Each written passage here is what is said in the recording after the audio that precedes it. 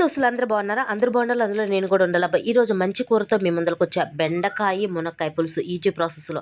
ముందలుగా పొడవుగా కట్ చేసుకున్న ఉల్లిపాయలు, పొడవుగా కట్ చేసుకున్న టమాటాలు, మీడియం సైజులో మునక్కాయలు, అలాగే ఒక బెండకాయని 2 ముక్కలు చేసుకోవాలి. ఆయిల్ ఎడెక్కిన తర్వాత చిన్నులపాయలు నల్ల కొట్టుకోకుండా 4 రెబ్బలు వేసుకోవాలి, ఉల్లిపాయలు వేసుకోవాలి, టమాటాలు వేసుకోవాలి, అలాగే మునక్కాయలు వేసుకొని అట్లాగే బెండకాయలు వేసుకొని కొంచెం పసుపు కొంచెం ఉప్పుని వేసుకొని ఒక 5 నిమిషాలు మగ్గనివ్వాలి. మగ్గిన తర్వాత మీ రుచి తగ్గ కారాన్ని వేసుకోవాలి.